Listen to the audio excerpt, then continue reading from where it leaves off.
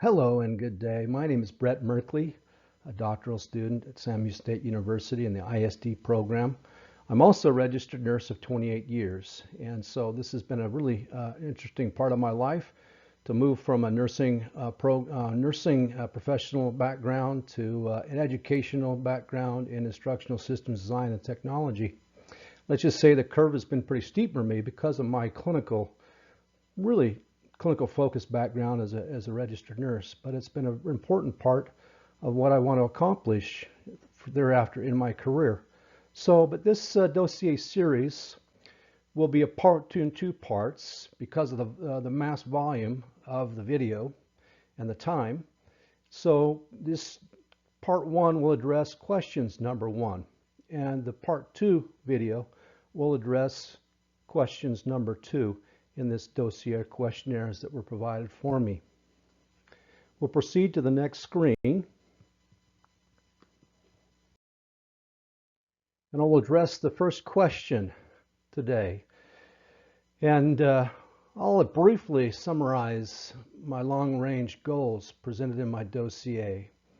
It's probably a magnet for this doctorate for one reason, and that is because I have been really interested in my professionalism as a nurse educator and even outside nurse education to develop clinical simulation scenarios that are high level, which include a front-end analysis, an intentional design, a needs analysis, really for skills that aren't often performed or cannot be performed by student learners and or maybe less or lack of practice within even a clinical setting for many registered and practicing nurses. Just less frequent skills performed and giving them an opportunity to practice and perform in simulation and using simulation as a framework for training when there's a need for instruction. And I have begun that process.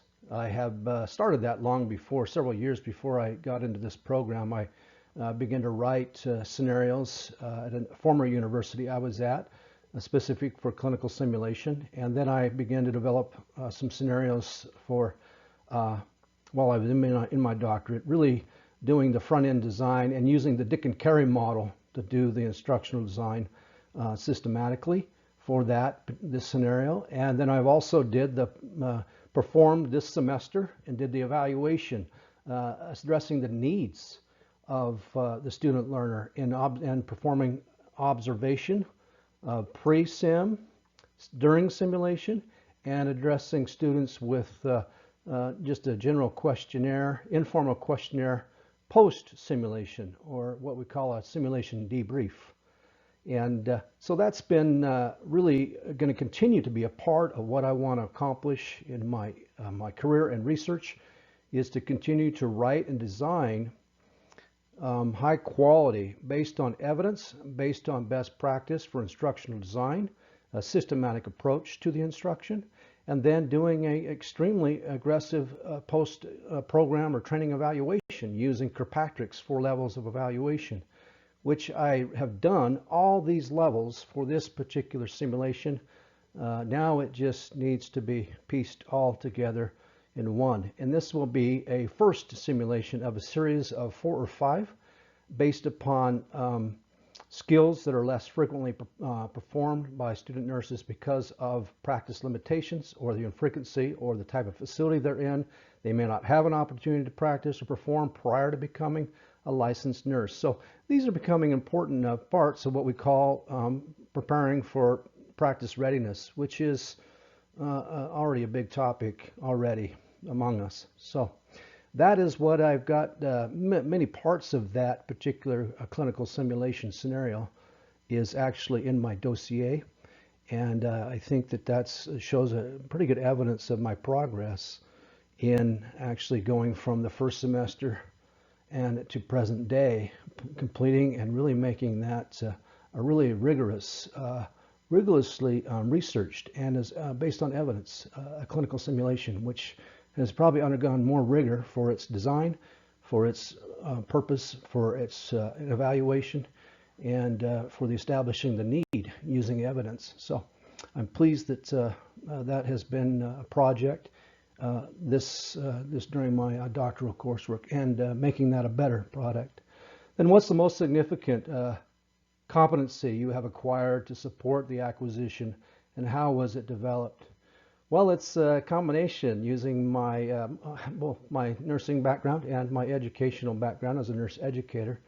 But I would say the biggest, my most critical competency was putting together last summer in doctoral field study, doctoral internship, working with Dr. Song and the going out of my bailiwick. In other words, not using nursing education, not using my nursing practice, but considering another area where training can occur, and that was for the Texas State Prisons virtual tour project that I worked on all summer. And the beauty of that project, and it is in my dossier, I am very pleased with that 37-page document, but it gave me an opportunity in the summer to complete a whole instructional design from the top to the bottom. The only thing that did not happen in that is the implementation. But having the ability to meet with a design team, to establish a training need, form a full-blown front-end analysis, and also content analysis, context analysis, and all of the other environmental issues, and the hardware, software, applications, what equipments were going to be required, what are the web-based, browser-based programs can support this virtual tour. All those were things I hadn't really considered until that last summer's project, which I think is probably one of my greatest competencies I developed, is to really design a training from the front end through the whole back to the back end. So I'm very pleased with that. Didn't get much feedback on that, which I hope to get. And how was it developed? I shared how it was developed. It was developed by application of 2 years of ISD and putting that all together in the summer of 2020 in my internship, which I thoroughly enjoyed. I think there's more opportunities in that area as well with the criminal justice program at Sam Houston State University for more virtual simulation events that we spoke of in a meeting of that ISDT program for the Texas prison system. And then B, what is the major competency do you still need to acquire or have honed to reach these goals, and what is your plan for development? Well, like I had mentioned in addressing item A, I have built components of instructional design, systematic design approaches for instructional products or information, but yet helping them build even that simulation scenario I spoke of. I want to put that all together in a very robust, complete document that includes the front-end analysis, the needs analysis, learner analysis, context analysis, environment, all the equipment, supplies, pre-skills that these learners will have that's in this clinical simulation, all the supplies necessary for that training to occur, the post-evaluation events, the evaluating learner, and then doing the putting in the Kirkpatrick's 4 levels of evaluation and putting that all together.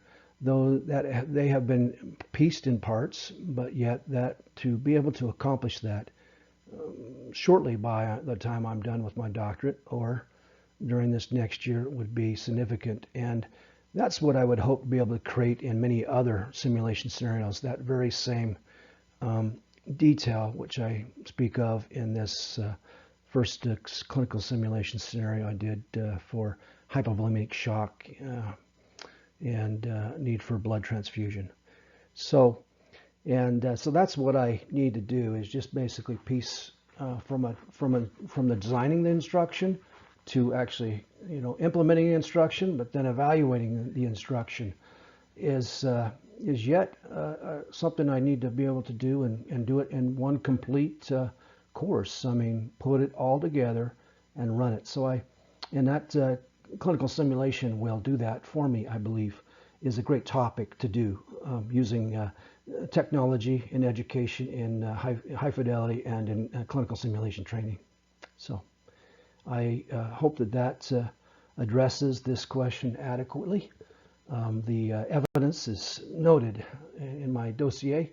I spent a lot of time on these particular projects and hope to be able to continue to make and even establish a relationship and look at other opportunities with the criminal justice program in helping design some virtual training that are necessary for those students in those programs to deal with and prepare for the prison setting, which would be, I've understood, is going to be an essential component, helping them anticipate aggressive mannered types of people and having prepared for the emotional response that might occur with that through training prior to entering the prison system. So doing that through simulation is a great way to do that. So it's a great pedagogy for helping to prepare for the real life events or real life practice or real life settings that people work in. So thank you, and I appreciate your time in this today.